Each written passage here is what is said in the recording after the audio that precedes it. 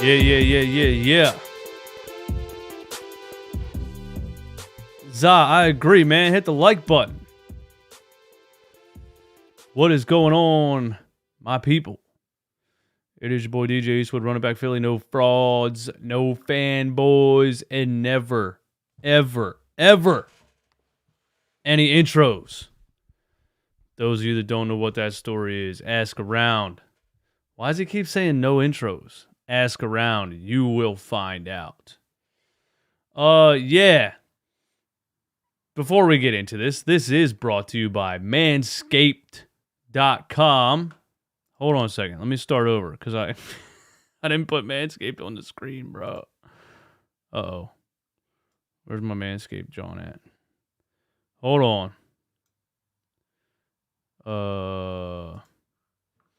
Okay, well, anyway, this is brought to you by Manscaped.com.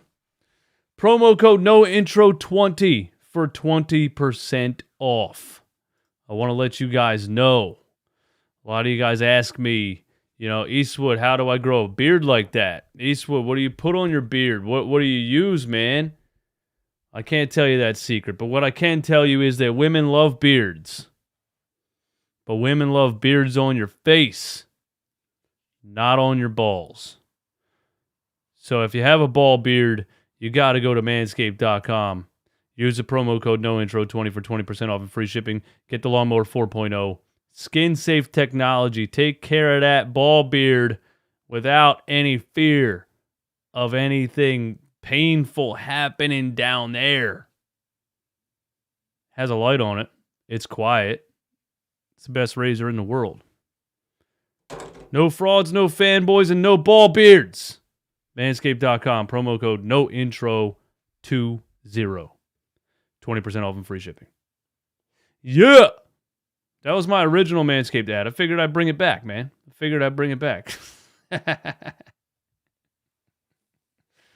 All right, so this is kind of a weird one for me because I wasn't even planning on doing this because I was planning on, I had my son trick-or-treating and I wasn't even going to watch this game live. I was just going to watch the Phillies World Series game at 8 o'clock. And then we're walking back to the house, and I realized the Phillies World Series game is postponed. So I was like, oh, well, now I can go home, watch the rest of the Sixers game, do a post-game live. So I jumped into it about halfway through the second quarter. So I missed the entire first quarter, so I don't know what happened in the first quarter at all. And really, halfway through the second quarter, I was still kind of just getting in my house and getting settled and things like that. So I feel like I wasn't really actually paying attention until the second half of this game. But I still got some things I want to say. Shout out to everybody in here. 143 people.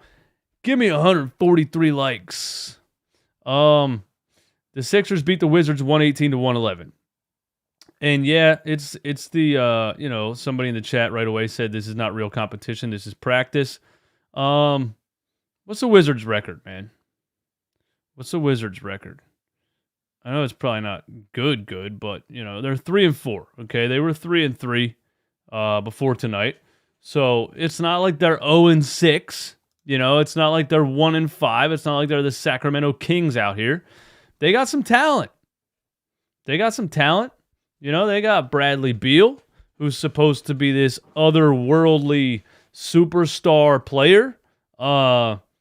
Thought it was kind of weird that down towards the end of the fourth quarter in crunch time, Monte Morris is the one creating from the top and running the offense. It's just kind of weird that Bradley Beal's not the go-to scorer on this team in crunch time. I'm going to go right out on a limb and say that Bradley Beal's a little bit overrated. I know this past offseason, or last season, when we were about to make the Ben trade, a lot of people for a couple years now have been saying, Bradley Beal got to get out of Washington. Let's offer this or that. Let's offer Ben Simmons and a first. Let's offer Ben Simmons and 3 firsts. Let's offer Ben Simmons, Matisse Thybulle, and 5 firsts. Some people put him on this insane pedestal, because he can drop 35 points on a bad team by putting up a lot of shots. I'm not saying Bradley Beal's not a great scorer, but Is he care? It does get to the point. I know it's a 5-man game, but it does start to get to the point where you say, all right, has Bradley Beal done anything really with the Washington Wizards? Has he gotten them anywhere? You know what I'm saying? I always go back to Allen Iverson on that 2001 Sixers team because that was a high-volume scorer, high-volume shooter who drug a bunch of nobodies to the NBA Finals. I'm not saying you got to do that, but I'm just saying, like, how much do you actually impact the game if your team is always terrible, you know?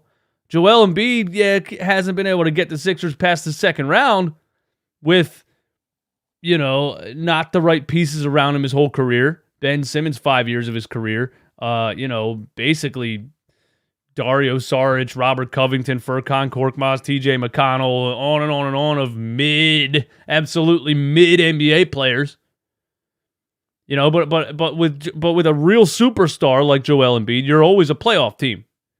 And they just couldn't get past the second round. Is Bradley Beal a superstar? Is he taking the Wizards anywhere? I remember we swept them, I think 2 years ago in the first round of the playoffs with our eyes closed. So anyway, I don't want to rant and rave. But I just think Bradley Beal's a little bit overrated. I think on a good championship level team with, a really good facilitating point guard, Bradley Beal can be a number 2, but he's not carrying a team anywhere. That's all I'm saying. Porzingis, kind of sad what happened to him. You know what I mean? Was supposed to be a star, was dubbed the unicorn. They thought Phil Jackson found a diamond in the rough at number 4 in that draft. Off the top of my head, 2015 draft, right? D'Angelo, who was number 1? I forget. Karl Anthony Towns. Let me know if I get this right. I'm pretty sure I'm going to get this right off the top of my head. 2015. Karl Anthony Towns. D'Angelo Russell. Jahlil Okafor. Kristaps Porzingis. 1, 2, 3, 4 in 2015. That's how much I pay attention, bro. Yeah, he was supposed to be a future star that was going to take the Knicks somewhere. Could never stay healthy because he's 7'4". You can't play like a guard when you're 7'4". Your knees aren't going to like that. And I feel the same way about Chet Holmgren. I told people stay away from him. Stay away from Chet Holmgren in that draft. He's 7'5.5" and plays like a guard. That's a recipe for knee injuries and foot injuries. And guess what? My guy tried to guard LeBron James in a pickup game in the summer, broke his foot, and missed his whole rookie season. That was a bad draft, I agree. Anyway, Sixers win 118-111 without Joel Embiid. I thought it was a good game. I know,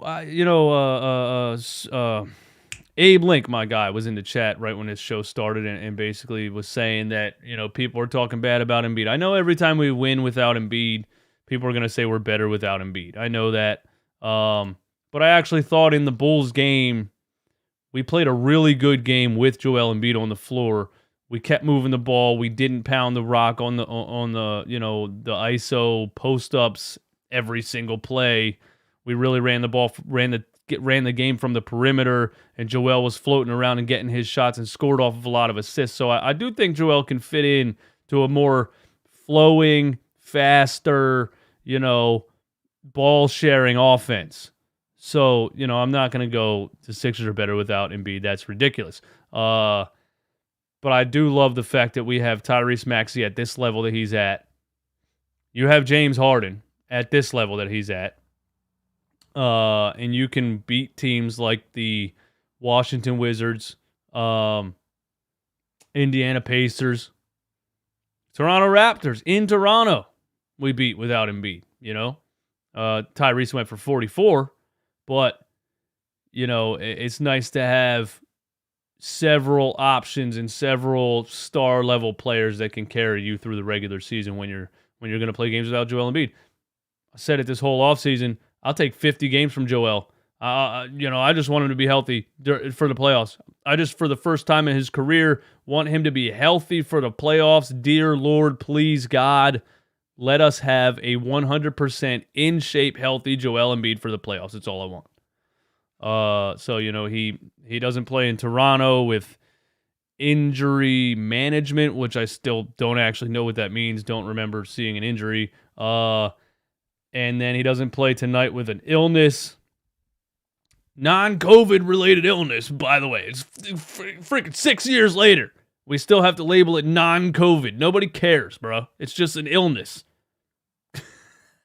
I hate when they say that. It's going to be like 2095. And they're going to be like non-COVID related. Yeah, that was 70 years ago. It's just an illness. Anyway. So Joel doesn't play.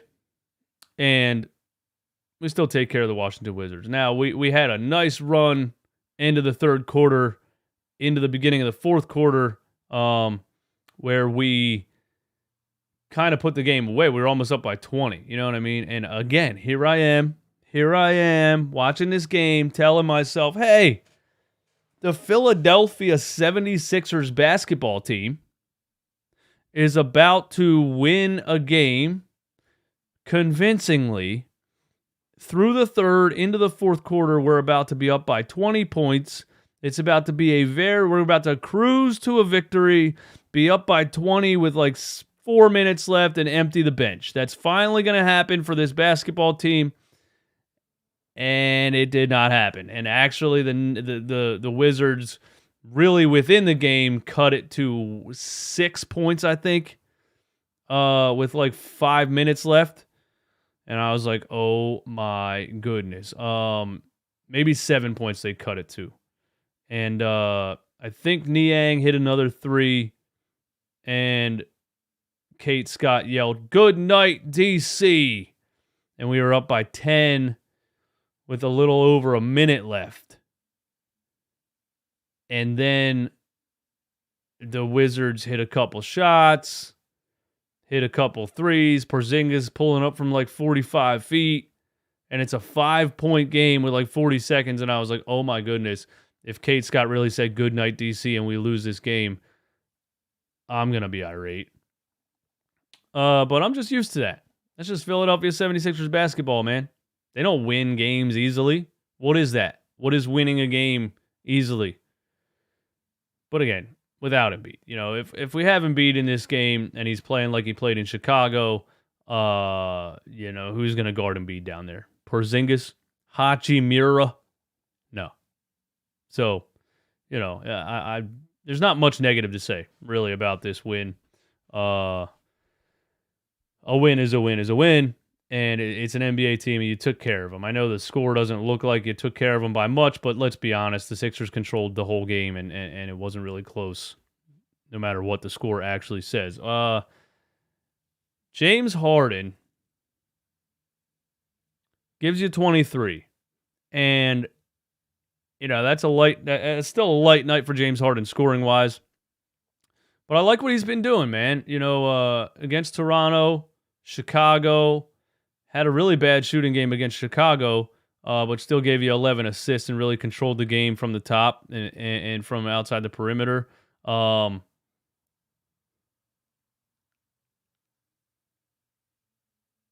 like what he's been doing. I don't want to say he's been taking a back seat, but he's, when he sees Embiid cooking in Chicago, when he sees Maxey cooking in Toronto, when he sees Maxey cooking tonight, Harden wants to be that facilitator. He wants to be that guy that's feeding the hot hand. He doesn't really have an ego as far as scoring. I think he wants to be a scorer when he needs to be. But I really like what he did in this game with, facilitating. Obviously, he had 17 assists. He gives you 23 points, 17 assists, 7 rebounds. And I tweeted out that James Harden's the best passer of a basketball I've ever seen. And I think that's actually true. I really do think that's true. I really think it's true. I think he's one step ahead of the defense, really reading the floor with the ball in his hands. He makes it look so easy. That toward the end of the game, We got on a little bit of a fast break, and Anthony Melton was coming on the left side, and you could see it on the broadcast that he was wide open, but not every point guard sees that off to the side, and James just absolutely nonchalant, no-look dime, leads him right to the rim. He's just fantastic. I think this is like 17 assists. I think it's the most effortless 17 assists I've ever seen. It just looks effortless for him. He's just so good at reading the floor and delivering the ball where it needs to be in the NBA. Yeah, that's James, man. So, that's all you really need from James. You want, when we get into the playoffs, you start playing teams that really throw the kitchen sink at Joel, try to take Maxey out of his element. You want James then to be able to step up and be that scorer and be that guy that can deliver a 35-point performance in a big-time playoff game and put a team on his shoulders. And he's done that already a couple times this season, 30-point triple-doubles. He dropped 35, 9, and 7, I think the second game of the season in a couple losses. But I think we'll get there, man. I really think, James is back in shape and playing the game that he wants to play. And with Maxey scoring like this, I really think we have a lot of options, and I really think this team has a lot of potential. You have to outplay Doc Rivers' coaching. I'm never going to back down from that. I really think that's what you have to do. It's what everybody's had to do his whole coaching career. It's what the 2008 Boston Celtics had to do.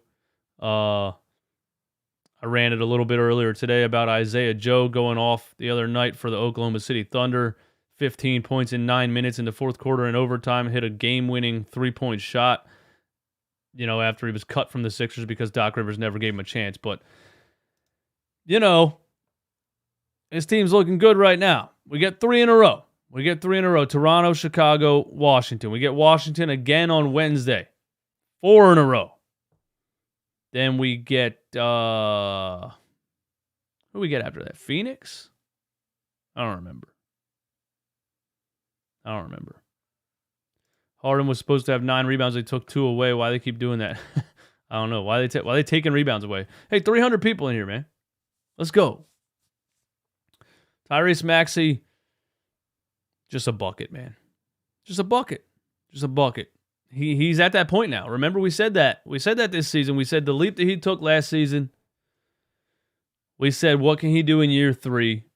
A lot of people thought we were crazy for saying Tyrese Maxey can be an all-star in year 3. A lot of people thought we were crazy for saying Tyrese Maxey can average 24 points per game in year 3. A lot of people thought we were crazy. But look what he's doing. 44 in Toronto. 31 the next night in Chicago. 28 tonight in Washington. Tyrese Maxey is legit. This is no longer, this guy might be an NBA All-Star. This is no longer, this guy might potentially get to the point where he could possibly be a future NBA All-Star. This guy's making 30 points look normal at 21 years old. He's making 28 points look normal. Yeah, he did struggle in Chicago. When did he drop 31? The first Toronto game that we lost? I forget. Either way. Fact checkers in the chat, superhero. No, you're my man. But I'm tired. I don't even know what I'm doing up here, to be honest with you guys. But thanks for being here. 297 people in here. Tobias Harris played his role. Couple catch and shoot opportunities. When, we needed a bucket, he was getting smaller guards in the paint, backing them down, turnaround jumpers, things like that. PJ Tucker, 13 points, 5 rebounds, an assist, a steal, 6 for 8 from the floor. I think PJ Tucker, I think it's funny when he gets that, you run it's already funny to me to run a pick and roll with PJ Tucker because he's 6'5", so it's just like, his style of play is that of like a power forward or a center, but he's not the size of an NBA power forward or a center. So, they kind of run a pick and roll, and James drops the ball to him at the free throw line, and he shoots like a high arcing free throw floater. And I laugh at it. I'm like, PJ Tucker, free throw line floater, looks like a shot put. He was hitting them today, 6 for 8 from the field. So shout out to PJ Tucker. DeAnthony Melton, what a signing. You knew it was going to take a couple games. You knew, again, a lot of new faces, a lot of moving parts. I didn't think their transition defense and their effort would look as pathetic as it looked the first couple of games of this season. But they're getting the chemistry. They're getting the camaraderie. They're getting the, figuring out where to be, when to be there, when to take the shot, who should have the ball at what time. And when we made the DeAnthony Melton signing, and I watched all of his highlights in Memphis, and I looked at his per 36 numbers, 8 rebounds per 36 for a 6'2" guard, 2 steals a game, a block per game for a 6'2" guard per 36. I'm sorry, 37% from 3 on 8 3-point attempts per 36. Incredible numbers for a 6'2" guard coming off the bench. And for like 2 games in a row now, I absolutely love DeAnthony Melton. DeAnthony Melton is that combo guard that I feel like this team has not had for a long, long, long time. Maxey was coming off the bench as a rookie. He was that combo guard, but he elevated to a starter very quickly because he's obviously an all-star level talent. But I feel like we've been kind of pretending that Shake Milton was that combo guard off the bench for years.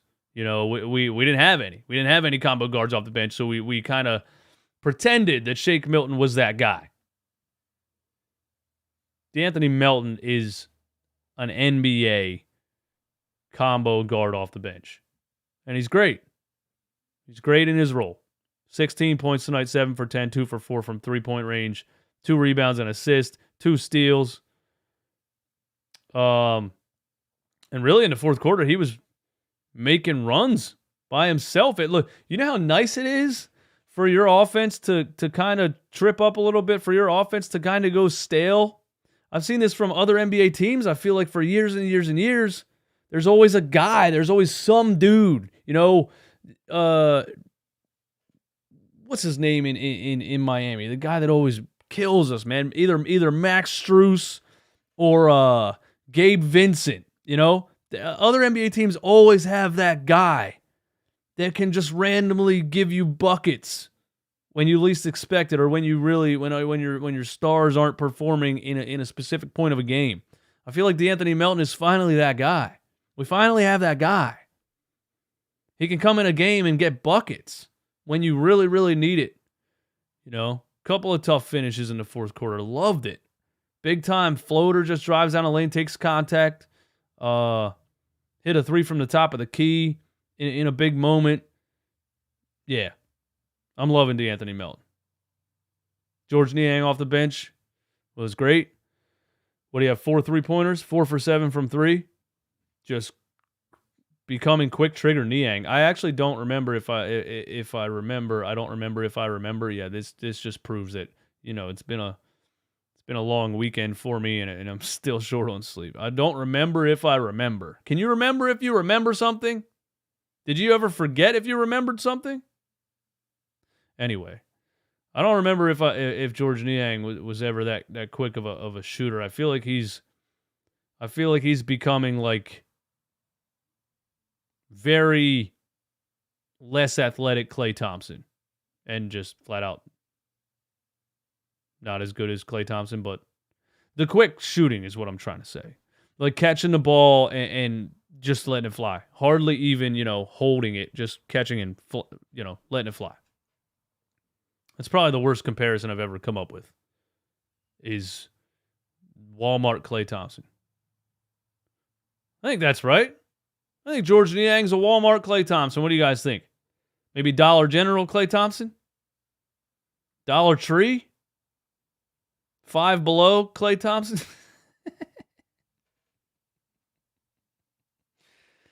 I thought Montrezl Harrell affected the game nicely when he came in. And I actually saw some better defensive showings from Montrezl Harrell in this game. You know, I know he has offense. I know he can score around the rim. I know he's got some moves. I know he's got some offensive rebounding potential. I know he's got that fight in him. I know Craigslist Klay Thompson. Nice. Craigslist Klay Thompson. Oh, way worse defender. Absolutely. Just not even on the same stratosphere as far as defense. But yeah, I thought Montrezl Harrell affected the game nicely. Porzingis, who, again, man, can't believe how far he's fallen off. Sheets Klay Thompson. Sheets MTO Klay Thompson. Porzingis tries to dunk on Montrezl Harrell and gets blocked at the rim. And look, general knowledge, Montrezl Harrell's not a great NBA defender. If you're getting stuffed at the rim by Montrezl Harrell and you're 7'3", bro, can you even jump anymore? You're 7'3", and you're getting blocked at the rim by 6'8" Montrezl Harrell? Really, the end of the third quarter when we extended the lead for the first time, I think, in the whole game. The whole game was kind of back and forth. Shout out to Mark Zumoff. We're on the seesaw. We were on the seesaw most of the game. Really, the end of the third quarter when Montrezl Harrell came in and got he got the and one finish, then he blocks Porzingis at the rim. He did some other things in that sequence, man. He made a little bit of a run, and we started to ramp up our defense, and I feel like in the blink of an eye, it went from a 5-point game to like 17. Maxey added to it, at the end of that third quarter. Maxey added to it and really, really started to put the game away. And then the Wizards made a couple of runs in the fourth, but we were in control of the game the whole time. But we really ran away with it at the end of that third quarter. And honestly, Montrezl Harrell had a lot to do with that, coming in and hustling, getting in the paint, finishing around the rim. I liked it. Matisse Thybulle had 16 minutes in this game. 1 point, only shot the ball one time, but he had 5 rebounds and 2 steals. And again, the stat sheet just straight up doesn't show it when it comes to Matisse Thybulle. It doesn't show it at all. He just affects the game defensively on the perimeter a lot. A lot.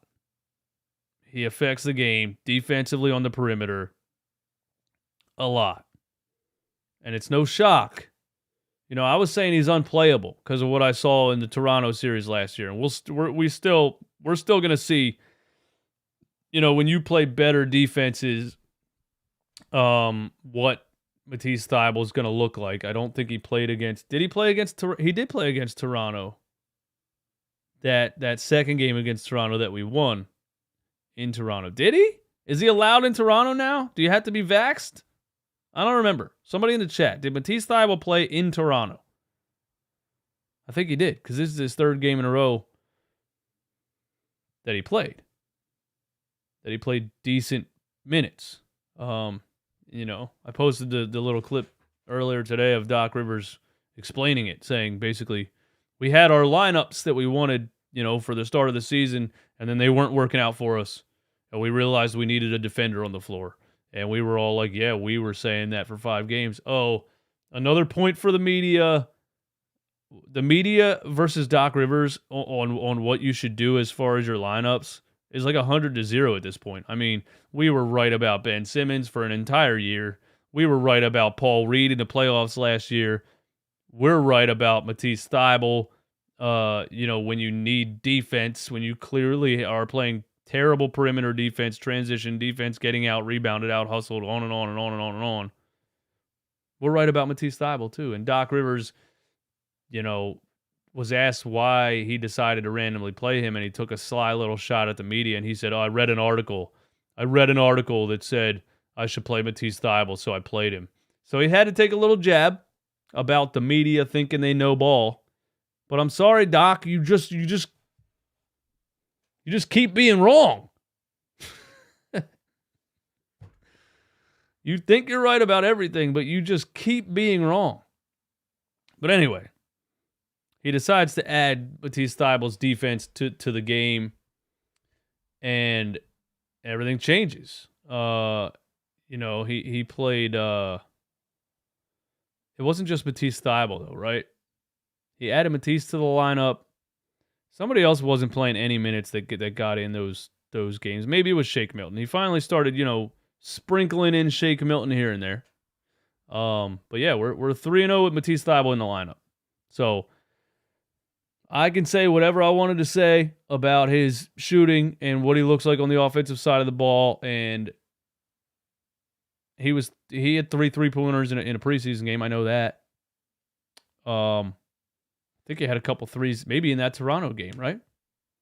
But yeah, I think one of the keys for this game is to play Matisse Thybulle and hope that he can affect the game offensively, or at least, make the defense respect him enough to pay attention to him, to keep the spacing there. But his defensive ability is just undeniable. You just can't ignore it. He's legitimately a 6'7" NFL defensive back. You have to play him. You have to. Again, it'll be interesting to see, Joel Embiid coming back. I hope they really continue to run like they ran in Chicago. Very motion offense, very free-flowing, sharing the ball. Not a pecking order.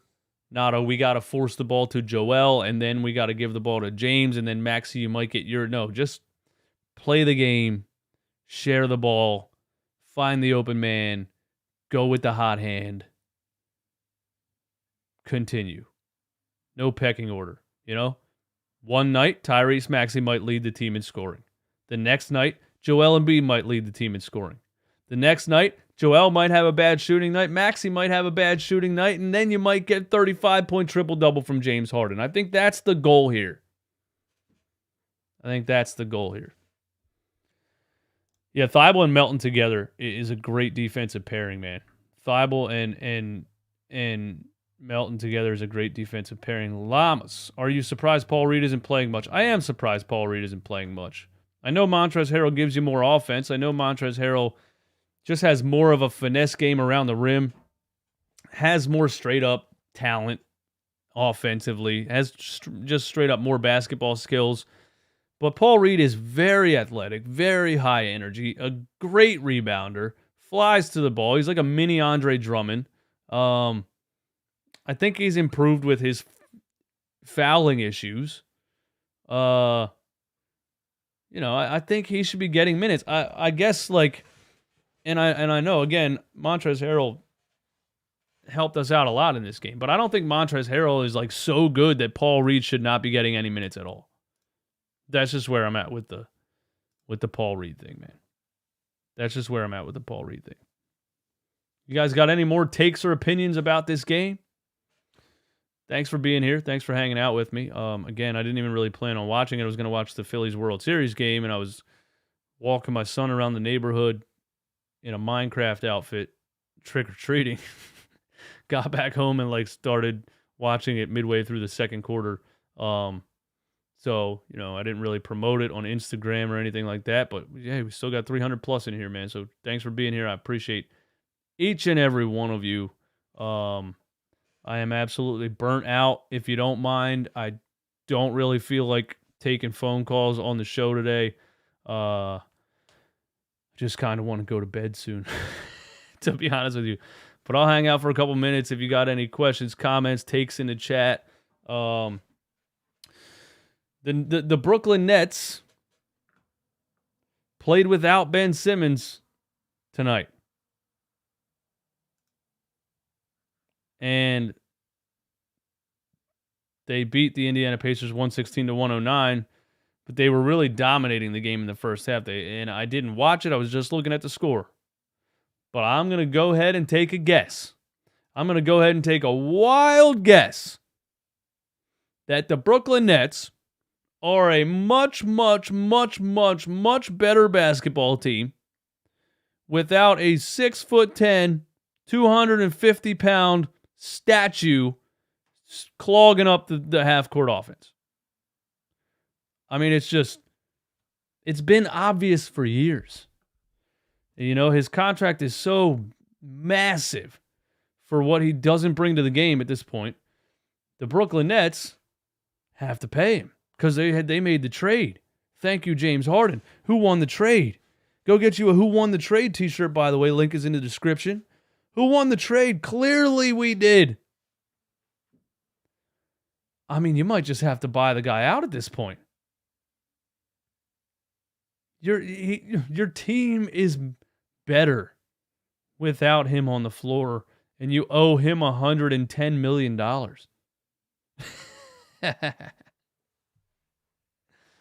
was looking at it today, man, and you know he's an unrestricted free agent in 2025, I think, at 29 years old.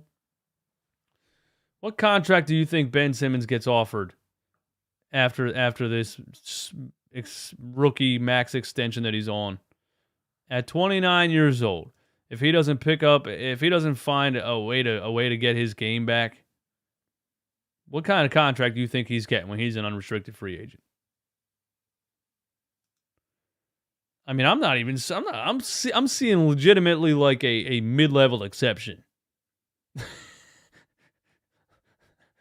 It's not good. People are comparing him to Draymond Green. It's not even close to affecting the game the way that Draymond Green affects the game. It's crazy. It's actually sad. Like I said, I'm not a hater of people, of human beings in general. I would love to see the dude somehow flip that switch and unlock his game and become the player that he was supposed to be. I would be more than happy to watch that because he's such a rare physical specimen and such a rare natural talent. It's really sad to watch, but the Brooklyn Nets are better without him. So, you know, let us hope that they keep playing him because they're not good with him on the floor. He was out tonight with what? Some kind of minor injury, a broken fingernail or something?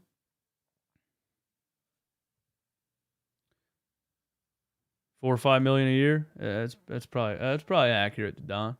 He was out with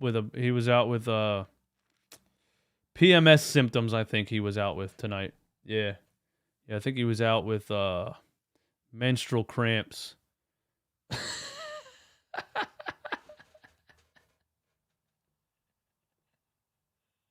Why did I just say that? But anyway, let's hope he comes back. Probably on November 22nd when he's supposed to come back and play in Philly, he's going to have menstrual cramps again. So,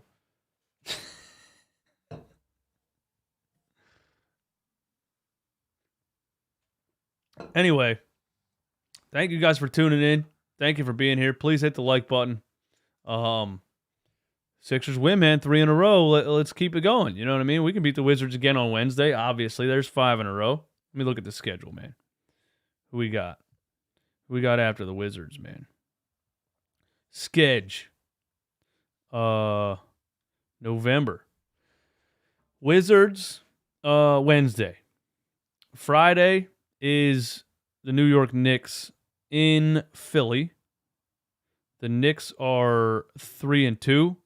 The Knicks beat the Pistons, the Magic, and the Hornets. And then they lost to Milwaukee and Cleveland, both pretty convincingly. So, are the Knicks good, or are they just beating up on bad teams? I guess you could say the same about us.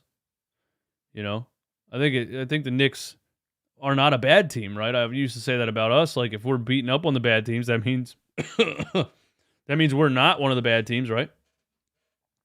So we beat we win 3 in a row: Toronto, Chicago, and Washington. Beat the Pacers. Other than that, we lost to the Bucks, the Celtics, the Spurs, And we lost another one, didn't we? Did I just freeze? Oh. Let me see our schedule one more time. Why am I trying to guess? Why don't I just read it? Why don't I just read it? We lost to Boston, Milwaukee, San Antonio, and Toronto. Yeah. So, Boston, Milwaukee, obviously pretty good teams. Toronto, very good defensive team. Size, athleticism, length, strength. They have what it takes to double and take James Harden out of his game, frustrate him. They have what it takes to take Joel Embiid out of his game. So we lost to some good teams. The Spurs, I was irate that we lost to them because they're supposed to be tanking, but the Spurs are also 5-2 right now.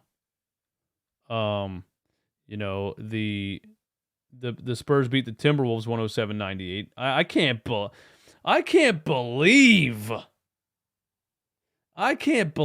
how right I am about the Timberwolves, man. Why in the world? Michael Miller, thank you for that, man. Why in the world in 2022 would you give up 5 first-round draft picks to play 2 centers on the floor? That is absolutely mind-numbing as far as the Minnesota Timberwolves go. That is mind-numbing. I like Rudy Gobert was the defensive player of the year because he's very tall and has an insane wingspan and can jump high. He has no basketball skills whatsoever. He'll catch alley-oops from a good point guard. 5 first-round draft picks to put that dude on the offensive side of the ball with Karl Anthony Towns. You already have a prototypical stretch 5, bro. And you got D'Angelo Russell, and you got who's the stud, man? Who's the stud? I can't think of his name right now. The young kid was a rookie last year, right? Either way, I don't know what the Timberwolves are doing. But the Spurs beat the Timberwolves. What was that, last night? Or was that tonight? Either way, the Spurs are 5-2. And Kerryon Johnson. Is it Kerryon Johnson? Is it Keldon Johnson? This is the dude that I was like, who the hell is this? And I can't believe he smoked us for 31 points. He's averaging 24 points per game right now. So, there was some Spurs fans there was some Spurs fan, Anthony Edwards, that's who I was trying to think of. Man,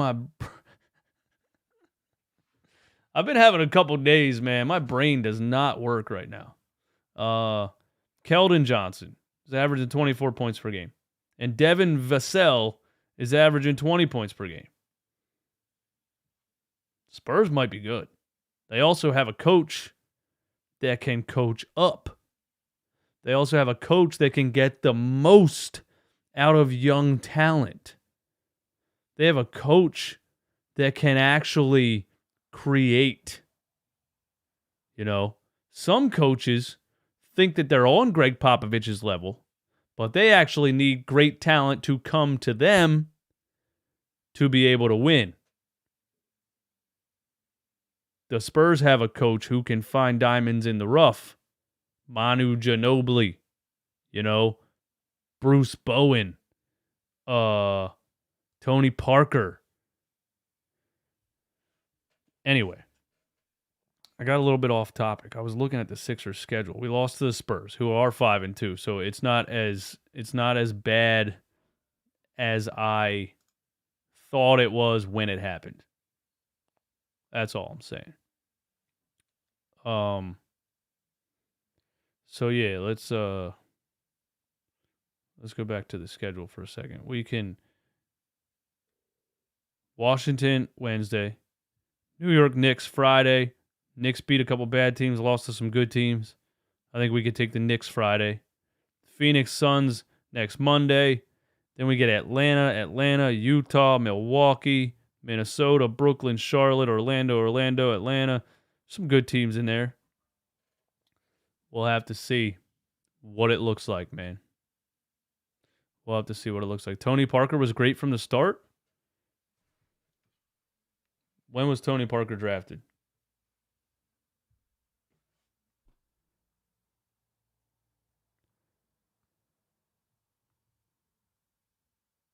I don't remember him being like a stud, coming out of his rookie season or anything.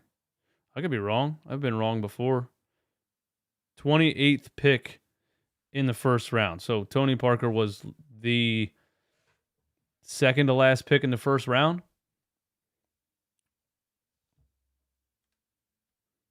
What about his rookie stats, bro?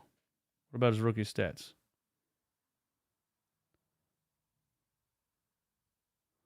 Stats. Career statistics. 2001 rookie season. He averaged 9 points per game. He shot 32% from three. He shot 41% from the field. It's not very good.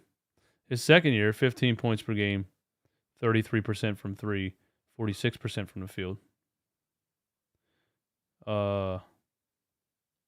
Yeah, anyway, I'm not up here to argue. I just think, we drafted players late in the first round that are gone. We drafted Furkan Korkmaz with the 27th pick in the first round. He's gone.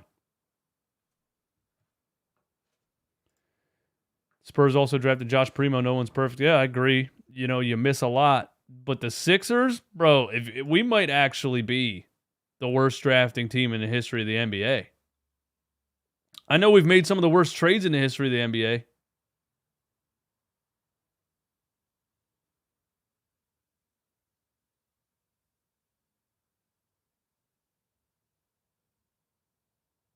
Anyway. No frauds, no fanboys, no ball beards. Manscaped.com. Promo code NOINTRO20 for 20% off and free shipping. You guys are great. You guys are the best. Run it back nation. I'm tired. My throat hurts. I'm not having a good time. Past couple of weeks, man. Not having a good time, man. Thanks for being here. Please hit the like button on your way out. I promise my next show I will have more energy. We will take phone calls. I'll be back in business. Appreciate each and every one of you for tuning in.